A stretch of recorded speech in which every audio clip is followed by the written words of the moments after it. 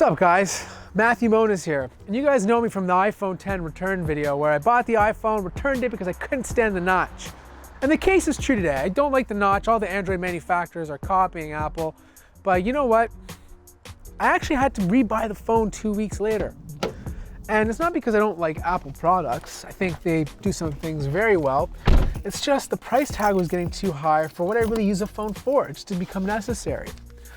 But I'm gonna tell you 4 reasons why I still have to carry an iPhone, but it's not what you think. It's not the typical stuff. It's not like I use iMessage. I don't talk to anybody.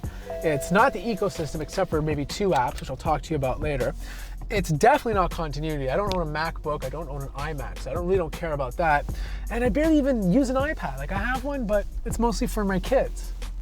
Now, before I tell you those reasons, I just want to talk about NordVPN. Thank you NordVPN for sponsoring this video. Now, NordVPN is a great service that allows you to connect to the internet securely. Over 4,000 servers worldwide. Connecting to the internet securely is so important these days because every company, every site is logging your data. You can even log into NordVPN while you're in China. It helps protect you from cookies that you don't want following you around. You can use it on your phone. You can use it on your computer, PC, Mac, iOS, Android. It works on all of your devices. In fact, there's even a Chrome extension. Now, if you want to try NordVPN, there's a 30-day trial, which is pretty much, if you don't like it, you can ask for your money back. Now get connected, stay protected, click on the link in the description down below and give NordVPN a chance. So one of the main reasons I still use an iPhone is because of a device called the FLIR. Now the FLIR is a heat tool that basically allows you to measure the heat on any given object. Now I use this when I test my laptops because I want to tell you guys the intensity of the heat that's coming out of it so you don't get any issues when you're using your computer. You know what, come over here, let me show you this to you. So basically the way it works is you connect it to the bottom of your phone and then you can use it by pointing your camera or the camera on the FLIR at the object where the heat's coming out of it and you'll get an exact temperature.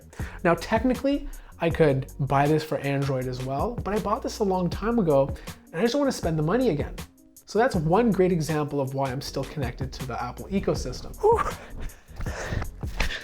Oh man, okay, another reason, Apple Watch. Amazing when it comes to health. I can track my steps, I can monitor my fitness levels, I can track my heart rate, and I can keep track of GPS where I run, where I ran to, and know for the next time I run. But another reason is the ability to track my notifications. I could do notification triage using my watch as opposed to taking my phone out every single time. Plus, when I use an alarm clock, I don't want something that's gonna wake up my entire house, so I'd rather use the alarm on my wrist. It vibrates, it wakes me up, and it works perfectly. Now I know a bunch of you are saying, Matt, what's wrong with Android Wear? Well, let's be honest, Android Wear is not really that fun to use right now. There's not a lot of app development. Google's kind of forgotten about it for now until they bring out something new. So the best smartwatch at the moment is pretty much the Apple Watch. There you go. So Apple Pay is not available. It's available in most places in the world now, but the problem is in Canada, it's the only digital payment service that basically all the banks have signed up to. Like if you use Google Pay here, you're pretty much stuck to only 2 banks. Samsung Pay is getting better, but if you want to have all the banks on your phone, Apple Pay is the only way to do it. And I'm with a bunch of different banks, so it just makes my life a lot easier when I pay with my smartphone. The last thing I want to talk about is one specific app. This is one app that you cannot get on Android that I actually heard about in an Armando video called the Light Spectrum Meter. Now this is great for people who have a camera, film video, and can't stand taking out a gray card every single time they want to set the white balance. You download this app called Light Spectrum Pro, you can point at a source, and it'll give you the exact Kelvin of whatever you're looking at. You know what, come over here, I'll show you exactly what I'm talking about.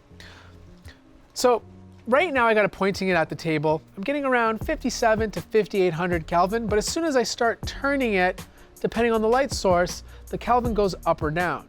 So obviously the brighter the light, the Kelvin changes. If it starts lowering again, the Kelvin changes again. So this will help you get a quick and accurate reading of the light source you're looking at if you want to set your camera's white balance. So here's the bottom line. No matter what, I'm gonna do my best to review every smartphone I get my hands on, even if I have to buy the iPhone and I don't use it on a daily basis. I still like the device, it still has its use cases, and I like the fact that I can go back to it because it's a consistent experience.